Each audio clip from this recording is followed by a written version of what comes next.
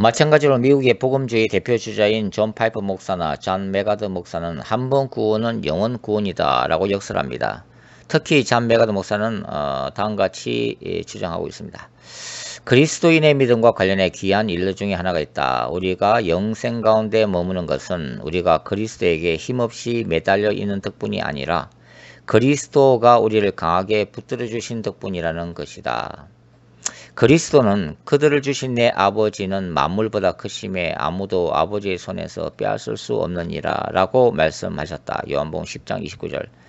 예수 그리스도께서 28절에서는 내 손이라고 말씀하시고 29절에서는 아버지의 손이라고 말씀하신 것을 눈여겨보라. 그것은 이중의 보호를 말한다. 그리스도는 지금 무슨 말씀을 하고 계시는 것인가? 무엇도 그 누구도 하나님의 구원을 무효로 만들거나 그분이 지키시는 손으로부터 당신을 채갈 수 없다는 것이다. 바울도 그와 똑같은 말을 하고 있다. 내가 확신하노니 사망이나 생명이나 천사들이나 권세들이나 장래일이나 현재일이나 장래일이나 능력이나 높음이나 기쁨이나 다른 어떤 피조물이라도 우리를 우리 주 그리스도 예수 안에 있는 하나님의 사랑에서 끊을 수 없으리라. 로마서 8장 38절부터 39절. 진정한 신자라면 사탄이 의심으로 당신을 병들게 내버려 두지 말라. 미래의 영광을 포함한 당신의 구원은 그리스도 안에서 영원히 보장되어 있다. 그 사실을 투구로 쓰라. 지금까지 말한 학자들이 칭의성화론을 주로 로마서나 갈라디아서를 중심으로 논의하고 있다면 저는 이 칭의성화 논쟁을 좀 다른 관점에서 보고 싶습니다. 즉 출애굽 사건의 관점에서 보고 싶다는 것입니다.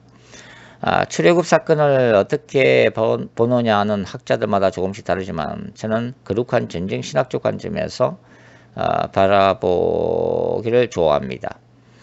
구약이 증가하는 하나님은 창조주 하나님이시며 동시에 전쟁하시는 만군의 야훼로 나타나고 있습니다.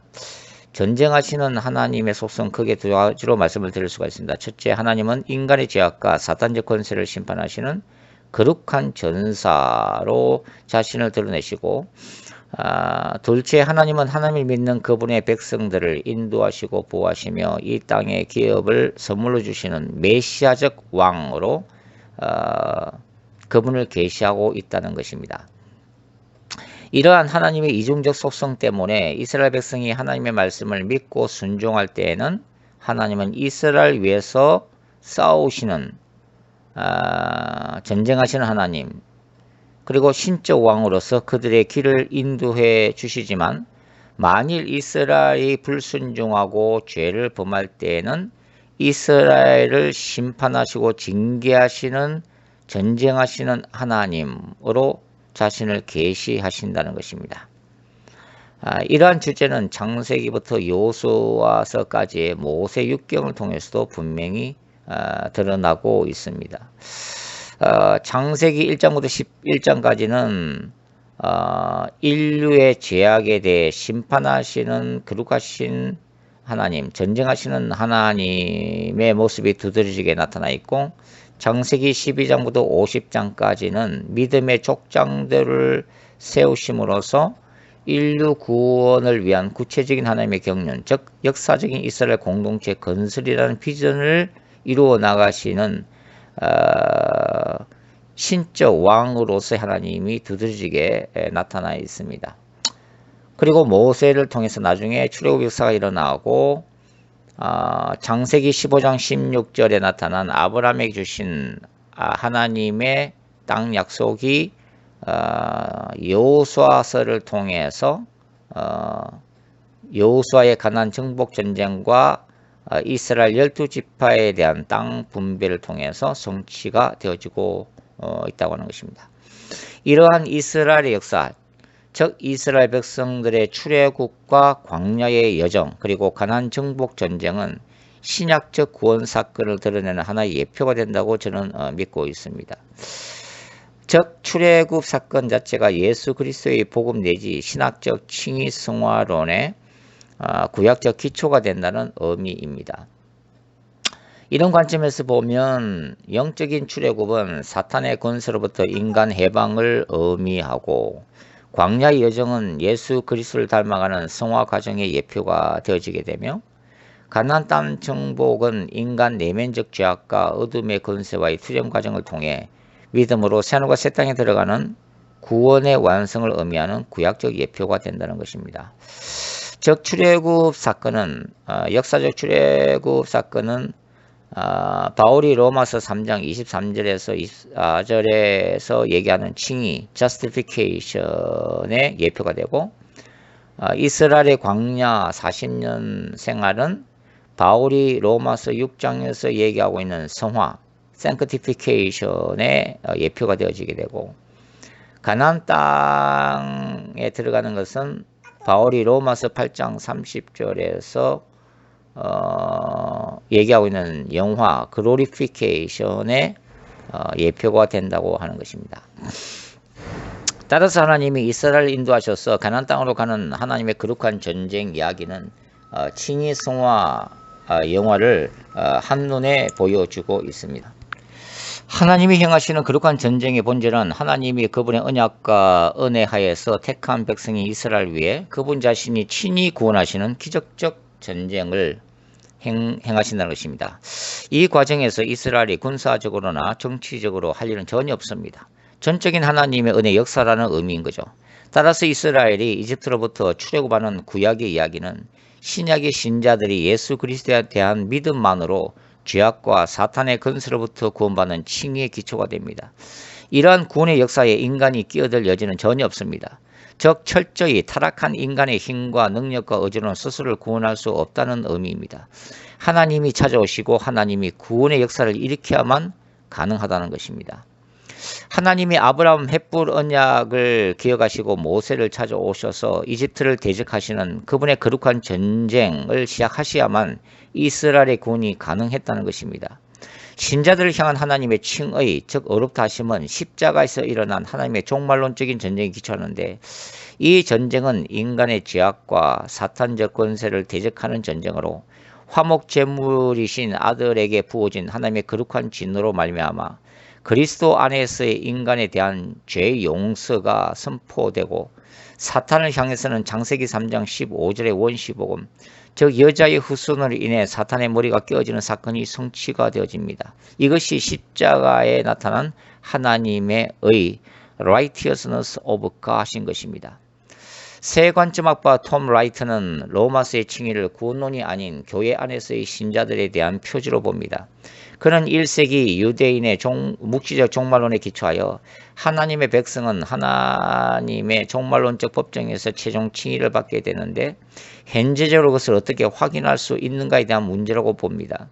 톰 라이트에 따르면 1세기 유대인들은 최종적인 칭의가 현재적 토라 준수에 대한 열심, 특히 할례나 안식일 준수, 음식법에 달려있다고 보는데 바울은 그것을 반대하고 오직 믿음에 의해 언약에 대한 하나님의 신실하심으로 현재적 칭의를 확인할 수 있다는 것입니다.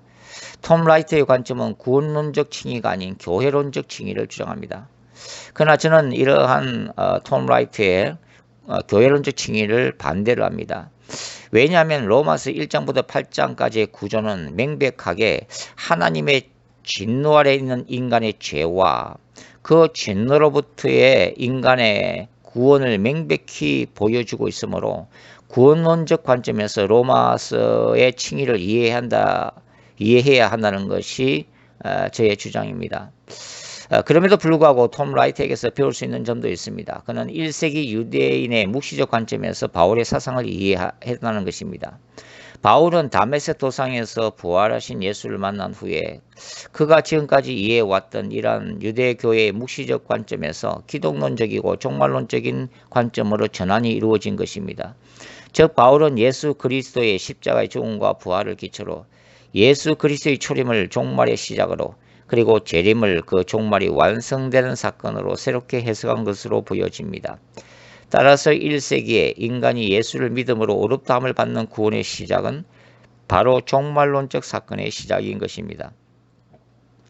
그러므로 신자가 이미 구원받은 상태를 과거적 칭의, 거룩함을 추구하는 현재적 과정을 현재적 칭의, 최후의 심판 앞에 서는 것을 미래적 칭의로 보는 것이 논리적입니다. 로마서의 칭의는 거룩한 전쟁의 이중성, 즉 심판과 구원을 모두 포함하고 있는데 이것은 하나님의 속성과 관련된다고 보입니다. 거룩한 전쟁을 수행하신 하나님은 그분의 사랑과 긍휼이라는 속성 때문에 그분의 백성들에 대해서는 언약에 대한 신실하심으로, 그러나 그분 자신의 거룩하심과 공의로움 때문에 그분의 백성들이 불순종하고 죄악을 범할 때에는 오히려 그분의 백성들에 대해 거룩한 전쟁을 선포하시며 심판하시는 하나님으로 나타나십니다. 구약에서 하나님의 거룩한 전쟁을 보여주는 대표적인 사건이 바로 출애굽 사건과 바벨론 포로 사건입니다. 출애굽 사건이야말로 구원 사건의 대표적인 사건이고 바벨론 포로 사건이야말로 심판의 대표적인 사건입니다. 이러한 구약에서의 거룩한 전쟁의 개념이 신약에서는 복음 안에서의 종말론적 거룩한 전쟁 신학으로 나타나고 있다는 것이 저의 주장입니다. 구약에서 야훼의로 표현된 이 세데카는 심판과 구원의 이중성을 포함하고 있습니다. 먼저 야훼의는 구원과 동의어로 묘사되고 있습니다. 즉 의가 구원의 개념을 포함하고 있다는 것입니다.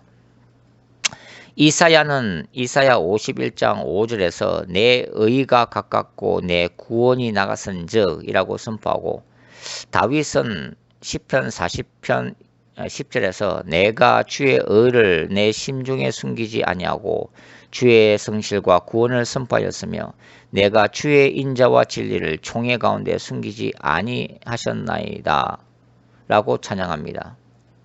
여기에서는 주의 의, 신실하신 구원, 그리고 인자와 진리가 함께 나열이 되어 있습니다. 하나님의 의는 심판에서도 나타납니다. 다윗은 시편 9편 8절에서 공의로 세상을 심판하시며 정직으로 만민에게 판단을 행하시리로다 라고 노래했습니다.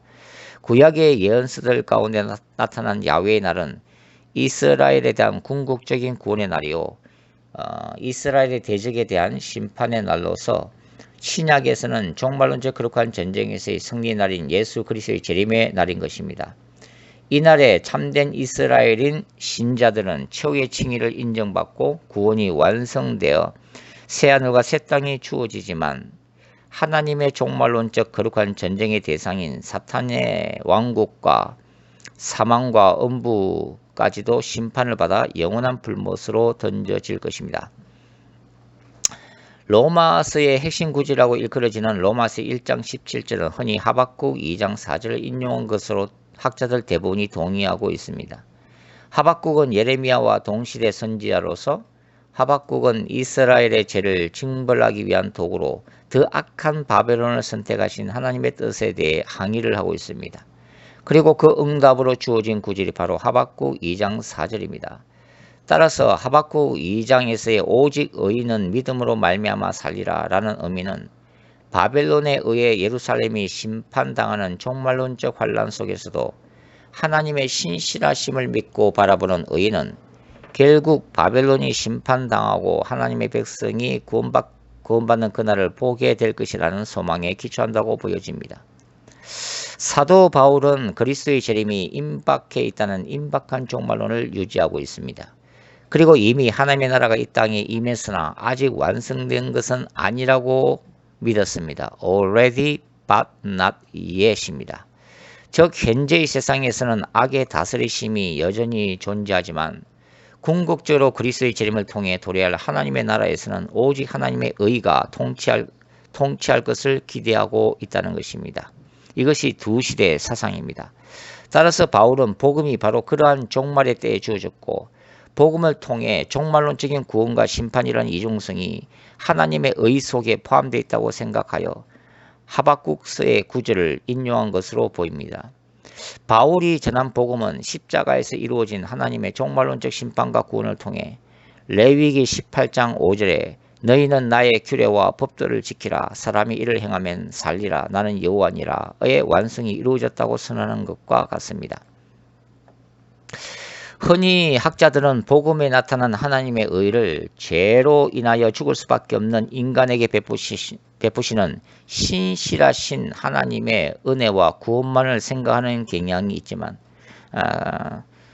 특별히 톰 라이트가 대표적인 학자죠.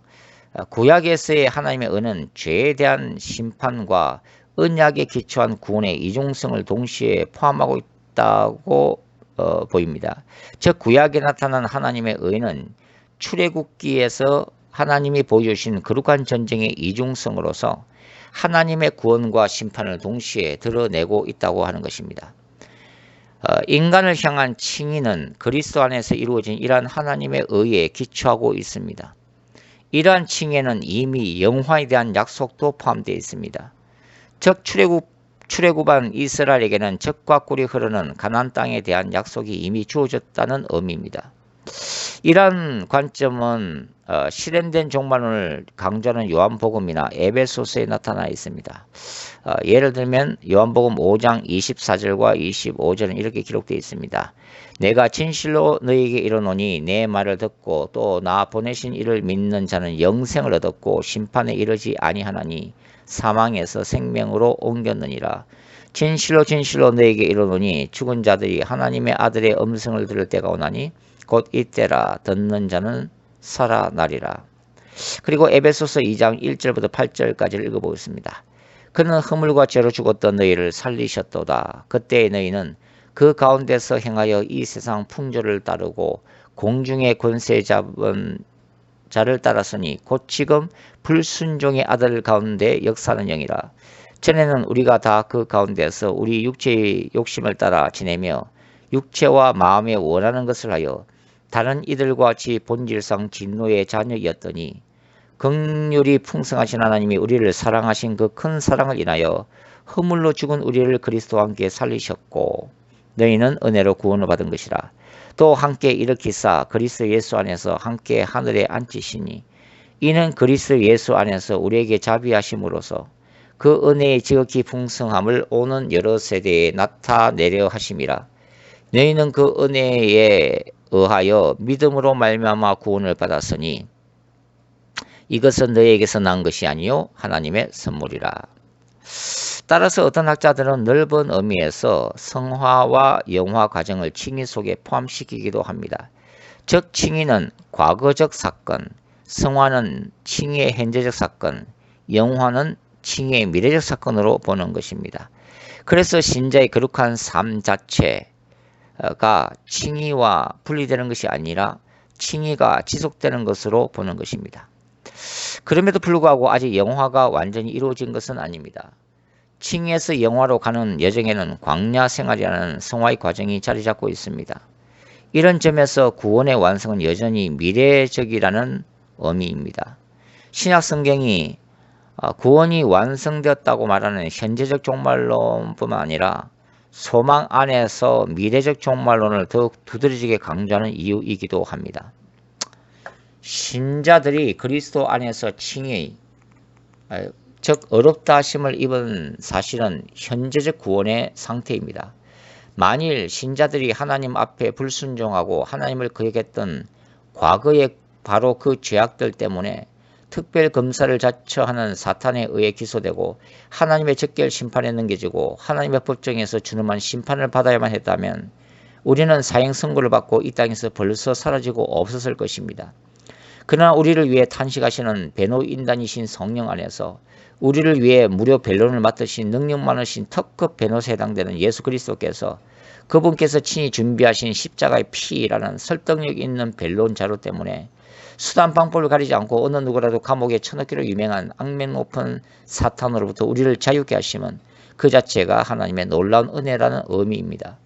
그러나 우리의 인생이 심판관이신 하나님으로부터 집행유예를 받은 죄인임을 깨닫는다면 우리는 누가복음 13장에 나오는 포도원지기 비유에서 주인이여 금년에도 그대로 두소서 내가 두루 파고 거름을 줄이니 라고 말씀하신 주님의 변론을 언제나 기억해야만 합니다. 즉 하나님이 기대하시는 것은 그리스도 안에서 성령의 열매를 우리가 맺히는 것입니다.